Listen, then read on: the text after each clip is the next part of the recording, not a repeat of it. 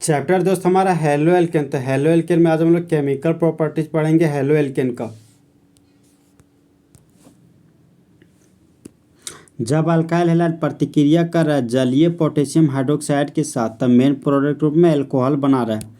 जब alkyl halide प्रतिक्रिया कर रहा है अल्कोहलिक KOH के साथ तब मेन प्रोडक्ट रूप में अल्किन बनाता है। जब अल्काइल हैलाइड प्रतिक्रिया कर रहा है अल्कोहलिक पोटेशियम साइनाइड के साथ तब मेन प्रोडक्ट रूप में साइनाइड का फॉर्मेशन करता है। जब साइनाइड का कंप्लीट हाइड्रोलाइसिस किया जाता है, कंप्लीट हाइड्रोलाइसिस का मतलब है जब साइनाइड प्रतिक्रिया करता है वाटर के साथ एसिडिक मीडियम के उपस्थिति में तब मेन प्रोडक्ट के रूप में कार्बोक्सिलिक एसिड का फॉर्मेशन करता है। जब साइनाइड प्रतिक्रिया करता है हाइड्रोजन परऑक्साइड के साथ बेसिक मीडियम के उपस्थिति में तब मेन प्रोडक्ट रूप में अमाइड बनाता है। होने वाला हाइड्रोलाइसिस का नाम है पार्शियल हाइड्रोलाइसिस। जब साइनाइड प्रतिक्रिया करता है सोडियम के साथ इथेनॉल की उपस्थिति में तो होने वाला रिएक्शन का नाम क्या है? मेंडियस रिएक्शन। और बनने वाला प्रोडक्ट का नाम है 1 डिग्री अमाइन। ये रिएजेंट जो हमारा sodium in the presence of ethanol, इसका काम है रिडक्शन करवाना। मतलब यहाँ ये क्या कर रहा है, हाइड्रोजन को जोड़ता है साइनाइड में और 1 डिग्री अमाइन बनाता है। जब अल्काइल हैलाइड प्रतिक्रिया करता है अल्कोहलिक सिल्वर साइनाइड के साथ तब मेन प्रोडक्ट रूप में आइसोसाइनाइड बनाता है। जब अल्काइल हैलाइड प्रतिक्रिया कर रहा है पोटेशियम नाइट्राइड के साथ तब मेन प्रोडक्ट रूप में नाइट्राइड का फॉर्मेशन करता है। जब अल्काइल हैलाइड प्रतिक्रिया कर रहा है सिल्वर नाइट्राइड के साथ तो मेन प्रोडक्ट रूप में नाइट्रो एल्केन बना रहा है।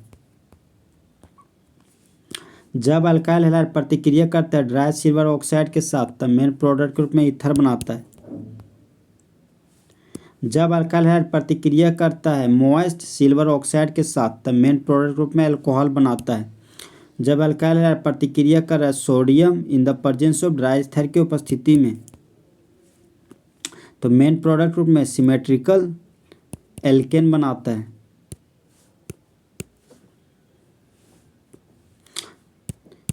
जब अल्काइल हैलाइड प्रतिक्रिया कर रहा है सोडियम अल्कोक्साइड के साथ तब मेन प्रोडक्ट रूप में ईथर बना रहा है। जब अल्काइल हैलाइड प्रतिक्रिया कर रहा है मैग्नीशियम के साथ ड्राई ईथर की उपस्थिति में तब मेन प्रोडक्ट के रूप में ग्रिग्नार्ड रिएजेंट बना रहा है।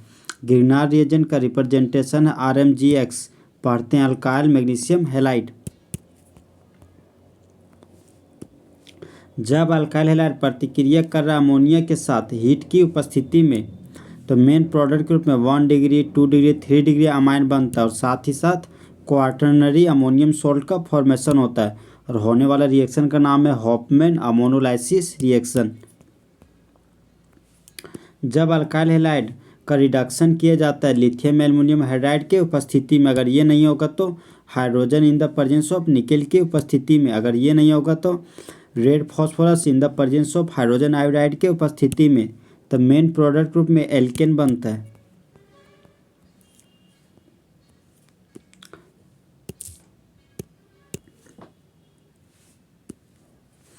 जब अल्काइल हैलाइड का रिएक्शन एल्कोहलिक पोटेशियम हाइड्रोक्साइड के साथ करवाएंगे, अगर एल्कोहलिक पोटेशियम हाइड्रोक्साइड नहीं रहेगा लिखा तो क्या लिखा रहेगा? Ethanolic potassium hydroxide. अगर इथेनॉलिक पोटेशियम हाइड्रोक्साइड भी नहीं लिखा रहेगा तो पोटेशियम इथॉक्साइड लिखा हुआ रहेगा। तो यह रिएजेंट रखता है डिहाइड्रो हेलोजिनेशन कराने वाला प्रोसेस है। तो डी का मतलब है दोस्त रिमूवल, हाइड्रो का मतलब हो गया हाइड्रोजन और हेलोजन का मतलब हो गया एक्स, मतलब रिमूवल ऑफ हाइड्रोजन हैलाइड को क्या बोलते हैं? Dehydro halogenation.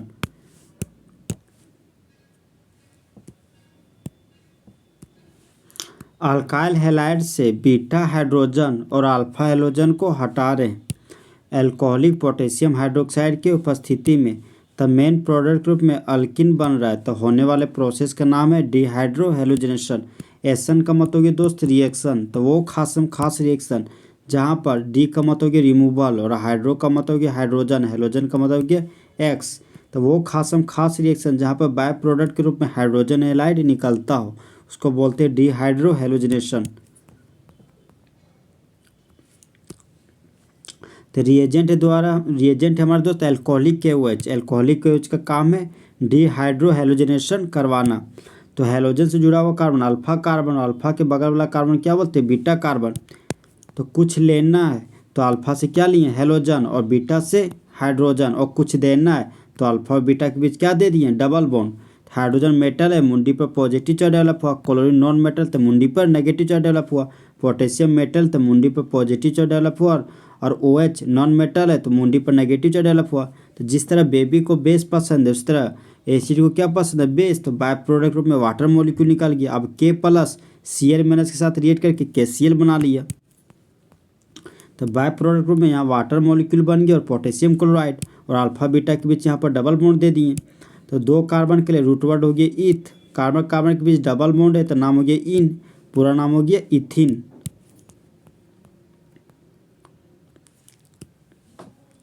अगर इथेनॉलिक पोटेशियम हाइड्रोक्साइड रहे, पोटेशियम मेटल है तो इलेक्ट्रॉन को लूज किया तो पोटेशियम के मुंडी पर पॉजिटिव चार्ज डेवलप हुआ।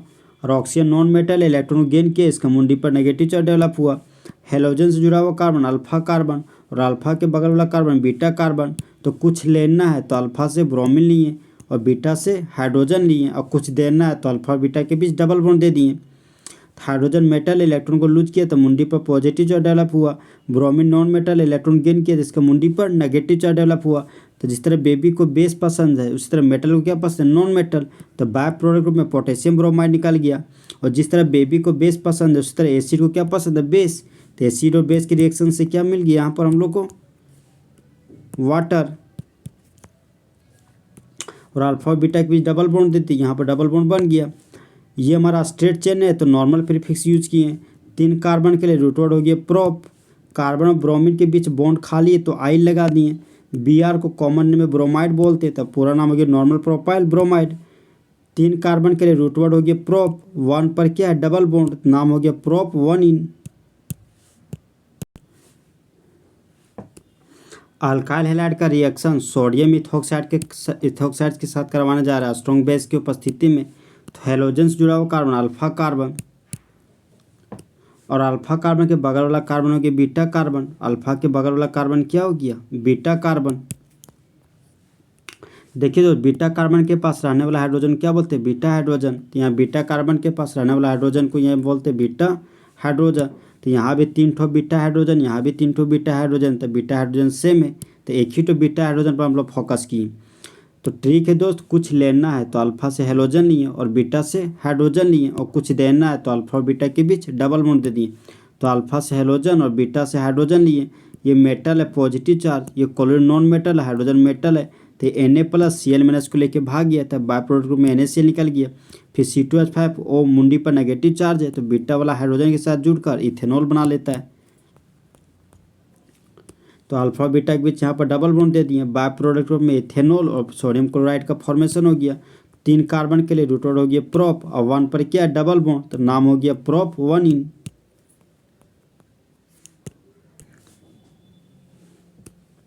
ये हमारे दोस्त 1 कार्बन 2 कार्बन 3 4 कार्बन, तो 2 पर है ब्रोमो तो नाम हो गया 2 ब्रोमो। 4 कार्बन के रूट वर्ड हो गया ब्यूट। कार्बन कार्बन के बाद सिंगल बॉन्ड है तो N लिख दिया, नाम हो गया 2 ब्रोमो ब्यूटेन। तो हेलोजन से जुड़ा हुआ कार्बन अल्फा कार्बन और अल्फा के बगल वाला कार्बन बीटा कार्बन, ये भी हो गया बीटा कार्बन। तो बीटा कार्बन के पास यहाँ 2 ठो हाइड्रोजन, यहाँ तक 3 ठो हाइड्रोजन है। तो एक को बीटा हाइड्रोजन मान लिए, एक को बीटा डेस हाइड्रोजन मान लिए। तो कुछ लेना है तो अल्फा से एक बार हेलोजन लिए और यहाँ बीटा से एक बार हाइड्रोजन लिए और अल्फा बीटा के बीच यहाँ पर डबल बॉन्ड दिए। फिर अल्फा से हेलोजन लिए और बीटा से हाइड्रोजन लिए और यहाँ पर अल्फा और बीटा के बीच डबल बॉन्ड दे दिए। तो एक हमारा हो गया बीटा एलिमिनेशन और एक हो गया हमारा बीटा डेस एलिमिनेशन। तो यहाँ अल्फा और बीटा के बीच डबल बॉन्ड दे दिए दोस्त, और यहाँ पर भी अल्फा और बीटा के बीच डबल बॉन्ड दे दिए। तो डबल बॉन्डेड कार्बन को क्या बोलते हैं, विनाइलिक कार्बन। विनाइलिक कार्बन का जो एडजेसेंट कार्बन उसको बोलते हैं एलाइलिक कार्बन। तो ये भी हो गया हमारा एलाइलिक कार्बन। अब देखिए दोस्त, जो हमारा डबल बॉन्डेड कार्बन का जो एडजेसेंट कार्बन के पास जो हाइड्रोजन वो 3 ठो हाइड्रोजन 3 ठो हाइड्रोजन 6 ठो हाइड्रोजन है। तो हाइपर कॉन्जुगेशन कितना हो गया, 6 ठो। अब यहाँ पर देखिए, ये हो गया double bonded carbon. Double bonded carbon को बोलते हैं विनाइलिक कार्बन और विनाइलिक कार्बन के एडजेसेंट कार्बन को बोलते हैं एलाइलिक कार्बन। तो एलाइलिक कार्बन के पास रहने वाला हाइड्रोजन है वो 2 ठो हाइड्रोजन है, 2 ठो हाइड्रोजन। तो हाइपर कॉन्जुगेशन का वैल्यू 2 ठो है। यहाँ पर हाइपर कॉन्जुगेशन का वैल्यू 6 ठो है, यहाँ पर 2 ठो है। तो हाइपर कॉन्जुगेशन का वैल्यू 6 है, मतलब ज़्यादा है। तो ये हो गया मेजर प्रोडक्ट और ये हो गया हमारा माइनर प्रोडक्ट। ये भर भर के बनेगा, ये तनी सुन बनेगा। अब देखिए दोस्त, ये जो डबल बॉन्डेड कार्बन है वो मानते हैं कि घर है। तो इस घर में एक और एक 2 ठो हाइड्रोजन है और ये भी डबल बॉन्डेड वाला कार्बन है। ये जो डबल बॉन्डेड वाला कार्बन है ये भी क्या है, घर। यहाँ पर एक हाइड्रोजन, यहाँ 2 ठो हाइड्रोजन, तो मानते हैं यहाँ तो 3 ठो हाइड्रोजन, यहाँ तो 2 ठो हाइड्रोजन है। मानते हैं यहाँ पर 2 ठो बच्चा है, यहाँ पर 3 ठो बच्चा है। यहाँ क्या है, छोटा परिवार है, तो छोटा परिवार सुखी परिवार, और सुखी परिवार मतलब ज़्यादा प्रोडक्ट बनेगा। बड़ा परिवार रोने वाला परिवार, तो रोने वाला परिवार है तो यहाँ पर कम प्रोडक्ट बनेगा, तो ये कहलाएगा हमारा माइनर प्रोडक्ट। अगर छोटा परिवार रहेगा दोस्त, तो छोटा परिवार का मतलब सुखी परिवार। सुखी परिवार है तो स्टेबिलिटी ज़्यादा है, स्टेबिलिटी ज़्यादा है तो वो ज़्यादा ही बनेगा। तो हैलोजन से जुड़ा हुआ कार्बन अल्फा कार्बन, और अल्फा के बगल वाला कार्बन को बोलते हैं बीटा कार्बन। बीटा कार्बन और ऊपर भी बीटा कार्बन है, तो यहाँ बीटा कार्बन के पास 0 हाइड्रोजन, तो यहाँ वाला हटा दिए। यहाँ बीटा कार्बन के पास रहने वाला हाइड्रोजन क्या बोलते हैं, बीटा हाइड्रोजन। यहाँ बीटा कार्बन के पास रहने वाला हाइड्रोजन को बोल रहे बीटा हाइड्रोजन। तो कुछ लेना है तो अल्फा से हैलोजन ले लिया और बीटा से हाइड्रोजन, और कुछ देना है तो यहाँ अल्फा और बीटा के बीच डबल बॉन्ड दे दिए। फिर कुछ लेना है तो अल्फा से हैलोजन लिए, यहाँ बीटा से हाइड्रोजन लिए, और अल्फा और बीटा डैश के बीच डबल बॉन्ड दे दिए। तो यहाँ पर 2 तरह का एलिमिनेशन हो रहा है, एक बीटा एलिमिनेशन हो रहा है, एक बीटा डैश एलिमिनेशन हो रहा है। तो यहाँ अल्फा और बीटा के बीच डबल बॉन्ड दे दिए दोस्त, तो ये होगी double bonded carbon. Double bonded carbon के बगल वाला carbon alpha carbon, alpha carbon, alpha carbon. तो यहाँ पर अल्फा हाइड्रोजन 3 ठो हाइड्रोजन और 3 ठो 6 ठो हाइड्रोजन है, तो यहाँ पर कंजुगेशन का वैल्यू 6 हो गया। और बीटा डैश एलिमिनेशन देखिए, अल्फा बीटा के बीच यहाँ पर क्या किए, डबल बॉन्ड दे दिए, तो ये होगी double bonded carbon. Double bonded के बगल वाला कार्बन हो गया अल्फा कार्बन, अल्फा कार्बन। तो यहाँ पर अल्फा हाइड्रोजन 2 ठो है, तो यहाँ पर कंजुगेशन का वैल्यू 2 हो गया। तो ऊपर में बीटा एलिमिनेशन में यहाँ पर कंजुगेशन का वैल्यू 6 है, यहाँ पर कंजुगेशन का वैल्यू 2 है। तो यहाँ पर कंजुगेशन का वैल्यू ऊपर वाला में 6 में ज़्यादा है, तो वो हो गया माइनर प्रोडक्ट, और ये हो गया माइनर प्रोडक्ट। ये तनी सुन बनेगा और ये हमारा क्या होगा, ज़्यादा बनेगा। अब मानते डबल बॉन्डेड कार्बन, ये जो double bonded carbon vinylic carbon, इसमें मानते हैं 1 ठो बच्चा, मतलब 1 ही ठो हाइड्रोजन इसके पास। और इस डबल बॉन्डेड वाले कार्बन मतलब विनाइलिक कार्बन के पास इस घर में 2 ठो हाइड्रोजन है, तो ऊपर वाला घर में 1 ठो हाइड्रोजन है और नीचे वाला घर में 2 ठो हाइड्रोजन है। तो ये छोटा परिवार, तो छोटा परिवार सुखी परिवार, सुखी परिवार मतलब स्टेबिलिटी ज़्यादा, तो ये हो गया हमारा मेजर प्रोडक्ट। और बीटा डैश एलिमिनेशन हो गया माइनर प्रोडक्ट। इसका नाम है दोस्तों 1 मिथाइल साइक्लोहेक्सेन। तो हैलोजन से जुड़ा हुआ कार्बन अल्फा कार्बन, अल्फा के बगल वाला कार्बन बीटा कार्बन, और ये हो गया बीटा डैश कार्बन। तो बीटा कार्बन के रहने वाला हाइड्रोजन, यहाँ पर बीटा हाइड्रोजन 2 ठो और यहाँ पर भी बीटा हाइड्रोजन 2 है, तो एक को बीटा कंसीडर किए हैं दोस्त। और यहाँ पर बीटा डैश के पास 3 ठो हाइड्रोजन है, तो कुछ लेना है तो अल्फा से हैलोजन लिए और बीटा से हाइड्रोजन लिए, और अल्फा और बीटा के बीच यहाँ डबल बॉन्ड दे दिए। फिर कुछ लेना तो अल्फा से हैलोजन लिए और बीटा डैश से हाइड्रोजन लिए, और अल्फा बीटा बी डैश के बीच डबल बॉन्ड दे दिए। तो यहाँ पर अल्फा बीटा के बीच डबल बॉन्ड दे दिए, यहाँ पर अल्फा बीटा डैश के बीच डबल बॉन्ड दे दिए। तो यहाँ पर 2 ठो एलिमिनेशन, बीटा एलिमिनेशन एक, बीटा डैश एलिमिनेशन हो रहा है। तो बीटा एलिमिनेशन देखिए, ये हमारा डबल बॉन्डेड कार्बन है। डबल बॉन्डेड कार्बन के बगल वाला carbon alpha carbon, alpha carbon के पास रहने वाला हाइड्रोजन अल्फा हाइड्रोजन, तो अल्फा हाइड्रोजन, यहाँ भी अल्फा कार्बन है। तो यहाँ पर इस अल्फा कार्बन के पास 2 ठो हाइड्रोजन है, यहाँ भी 2 हाइड्रोजन, 2 2 4 हाइड्रोजन, और 4 और 3 7 हाइड्रोजन। तो यहाँ पर कंजुगेशन का वैल्यू 7 है, इसलिए हो गया मेजर प्रोडक्ट, मतलब ये ज़्यादा मात्रा में बनेगा। डबल बॉन्डेड कार्बन के एडजेसेंट कार्बन हो गया अल्फा कार्बन, तो अल्फा कार्बन के पास यहाँ भी 2 हाइड्रोजन है और यहाँ पर भी 2 हाइड्रोजन, 2 2 4 हाइड्रोजन हो गया। तो यहाँ पर कंजुगेशन का वैल्यू 4 है और पहला का यहाँ पर कंजुगेशन का वैल्यू 7 है, तो 7 के कंपेयर में 4 कम है, तो ये बनेगा तनी सुन, मतलब ये कहलाएगा minor product. Double bonded carbon को घर मानते हैं और इस घर में 1 ठो छोटा बच्चा है और इस घर में 2 ठो छोटा बच्चा है, तो यहाँ पर एक ही छोटा बच्चा है, यहाँ पर 2 ठो छोटा बच्चा, 2 ठो हाइड्रोजन, तो ये है छोटा परिवार मतलब सुखी परिवार। तो ये ज़्यादा प्रोडक्ट यहाँ बनेगा और यहाँ पर तनी सुन प्रोडक्ट बनेगा, तो ये कहलाएगा मेजर प्रोडक्ट, ये कहलाएगा माइनर प्रोडक्ट। जब अल्काइल हैलाइड प्रतिक्रिया करता है अल्कोहलिक घोलों पोटेशियम हाइड्रोक्साइड के साथ, तब डिहाइड्रोहेलोजिनेशन का प्रोसेस होता है और बनता है मेन प्रोडक्ट रूप में अल्किन। तो डी का मत होगी दोस्त रिमूवल, हाइड्रो का मत होगी हाइड्रोजन और हेलोजन का मत होगी एक्स। तो रिमूवल ऑफ हाइड्रोजन हैलाइड को बोलते हैं डिहाइड्रोहेलोजिनेशन। सेजेफ रूल तो एक ऐसा रूल जिसके पास ज़्यादा मात्रा में सब्स्टिट्यूएंट हो, मतलब ज़्यादा मात्रा में अल्काइल ग्रुप हो। तो 1872 में सेजेप नाम का मामू एक फार्मूला दिया था। तो उस फार्मूला के अनुसार जब अल्काइल हैलाइड भाग लेता है एलिमिनेशन प्रक्रिया में, तब बनाता है एक से ज़्यादा अल्किन। तो जो अल्किन ज़्यादा मात्रा में अल्काइल ग्रुप रखता हो तो वह हो जाएगा हमारा मेजर प्रोडक्ट, और वह अल्किन जो कम मात्रा में अल्काइल ग्रुप रखता हो वो हो गया हमारा माइनर प्रोडक्ट। अल्काइल हैलाइड का रिएक्शन जलीय पोटेशियम हाइड्रोक्साइड के साथ करवाएंगे, चाहे जलीय सोडियम हाइड्रोक्साइड के साथ।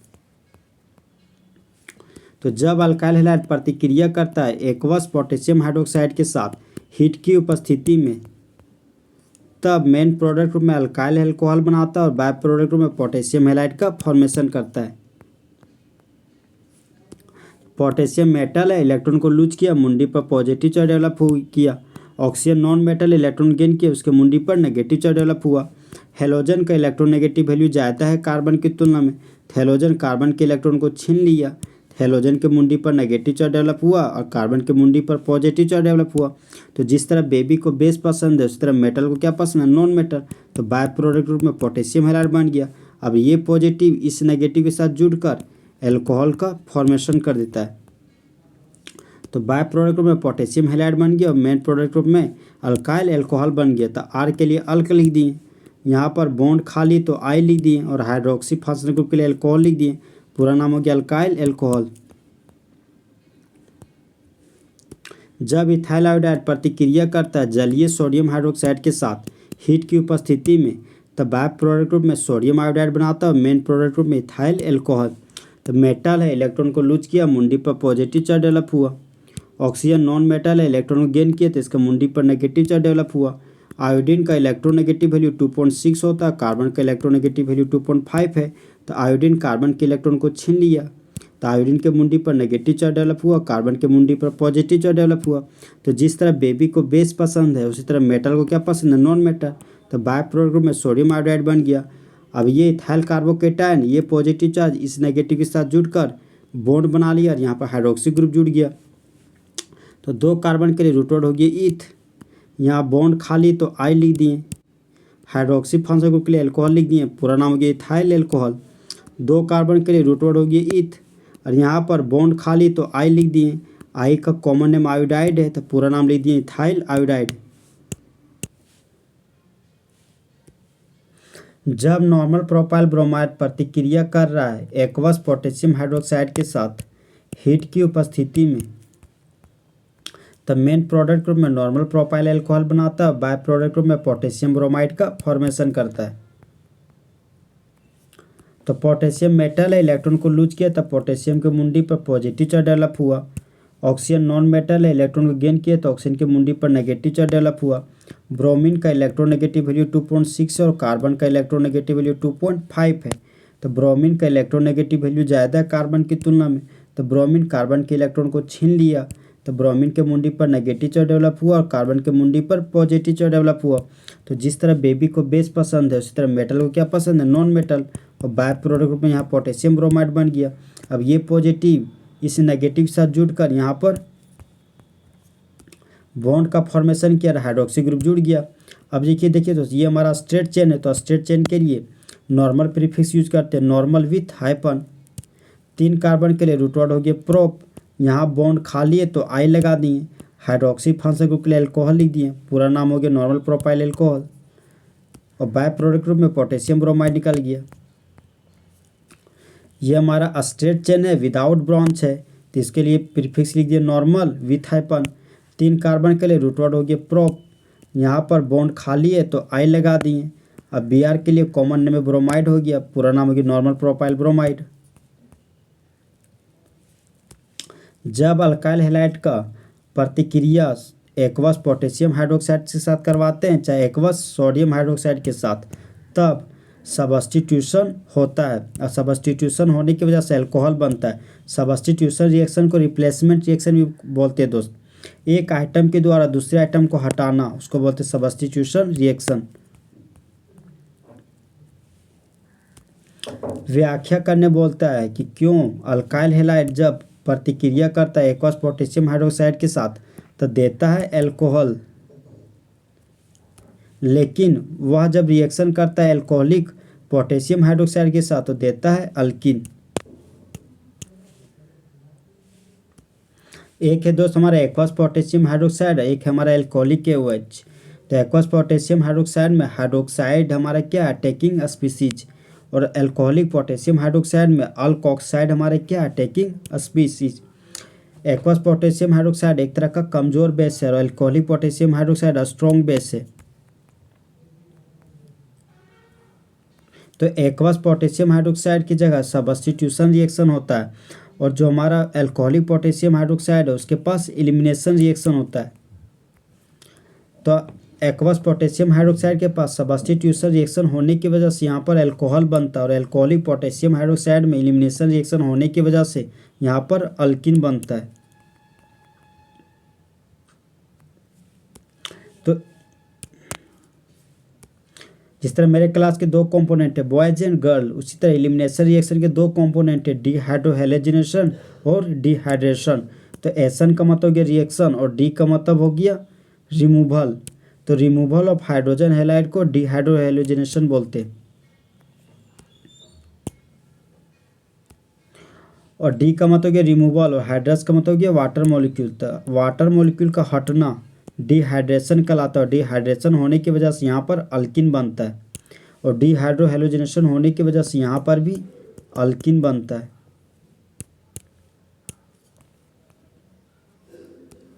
एम्बिडेंट न्यूक्लियोफाइल क्या है तथा एम्बिडेंट न्यूक्लियोफाइल का व्याख्या कीजिए, साथ ही साथ उसका एग्जाम्पल भी लिखिए। तो एम्बिडेंट न्यूक्लियोफाइल में दोस्त एमबी का मतलब होता है एक से ज़्यादा, एक से ज़्यादा का मतलब होगा मोर देन वन, और डेंट का मतलब होगा डोनर आइटम। तो जिसके पास एक से ज़्यादा डोनर आइटम उसको बोलते हैं एम्बिडेंट न्यूक्लियोफाइल। तो इस वो खास मॉलिक्यूल जो धारण करता हो एक से ज़्यादा डोनर आइटम को कहलाता है एम्बिडेंट न्यूक्लियोफाइल। चाहे एक से ज़्यादा टेकिंग स्पीसीज रखता हो, एक से ज़्यादा चाहे उसके पास न्यूक्लियोफाइल हो, तब कहलाता है एम्बिडेंट न्यूक्लियोफाइल। तो एम्बिडेंट न्यूक्लियोफाइल का एग्जांपल है दोस्त पोटेशियम साइनाइड और पोटेशियम नाइट्राइट। तो पोटेशियम साइनाइड को तोड़े तब पोटेशियम मेटल इलेक्ट्रॉन को लूज किया, मुंडी पर पॉजिटिव चार्ज डेवलप हुआ। Carbon non metal electron gain किया तो इसका मुंडी पर नेगेटिव चार्ज डेवलप होते, एक K+ बन गया, एक Cn-। ये देखिए दोस्त नाइट्रोजन ग्रुप 15 का एलिमेंट है, उसके पास हमेशा एक ठो लोन पेयर होता है। तो नाइट्रोजन के मुंडी पर तो एक लोन पेयर पहले से था, और कार्बन एक इलेक्ट्रॉन को मुंडी पर नेगेटिव चार्ज है। एक नेगेटिव चार्ज का मतलब कि एक खुद का इलेक्ट्रॉन और एक दूसरे का इलेक्ट्रॉन। तो कार्बन के पास एक ठो लोन पेयर है, नाइट्रोजन के पास भी एक ठो लोन पेयर है। तो ये हो गया हमारा न्यूक्लियोफाइल 1 और ये हो गया न्यूक्लियोफाइल 2। तो जिसके पास तो डोनर आइटम यहाँ पर कार्बन है, यहाँ पर डोनर आइटम नाइट्रोजन है। तो जिसके पास दो ठो डोनर आइटम हो, एक कार्बन डोनर आइटम एक नाइट्रोजन डोनर आइटम है, उसको बोलते हैं एम्बिडेंट न्यूक्लियोफाइल। दूसरा एग्जांपल है दोस्तों हमारा पोटेशियम नाइट्राइट। तो नाइट्रोजन का इलेक्ट्रोनेगेटिव वैल्यू 3 है, पोटेशियम मेटल है तो इलेक्ट्रॉन को लूज किया तो पोटेशियम की मुंडी पर पॉजिटिव चार्ज डेवलप हुआ। Oxygen non metal electron gain किया तो ऑक्सीजन की मुंडी पर नेगेटिव चार्ज डेवलप हुआ। अब देखिए तो ऑक्सीजन के मुंडी पर नेगेटिव चार्ज डेवलप है। हम लोग जानते हैं कि ऑक्सीजन ग्रुप 16 का एलिमेंट है और ऑक्सीजन के मुंडी पर हमेशा दो ठो लोन पेयर होता है। तो ऑक्सीजन के मुंडी पर एक और एक दो ठो लोन पेयर पहले से है, और ऑक्सीजन एक इलेक्ट्रॉन गेन किया तो एक खुद का इलेक्ट्रॉन एक दूसरे के इलेक्ट्रॉन है। तो यहाँ पर ऑक्सीजन हमारा क्या है, पहला न्यूक्लियोफाइल, और नाइट्रोजन हमारा दूसरा न्यूक्लियोफाइल। तो जिसके पास एक से ज़्यादा न्यूक्लियोफाइल है तो वो कहलाता है एम्बिडेंट न्यूक्लियोफाइल। यहाँ पर डोनर आइटम ऑक्सीजन है, यहाँ पर डोनर आइटम नाइट्रोजन है। तो जिसके पास एक से ज़्यादा डोनर आइटम हो क्या कहलाता है, एम्बिडेंट न्यूक्लियोफाइल। जिस तरह बॉयज और गर्ल्स को स्टूडेंट बोलते हैं, उसी तरह एस ब्लॉक का मेटल जब पी ब्लॉक नॉन मेटल के साथ जुड़ जाता है तो आयोनिक कंपाउंड बनाता है। जिस तरह बॉयज और गर्ल्स को स्टूडेंट बोलते हैं, उसी तरह डी ब्लॉक का मेटल जब पी ब्लॉक नॉन मेटल के साथ जुड़ जाता है तो कोवैलेंट कंपाउंड बनाता है।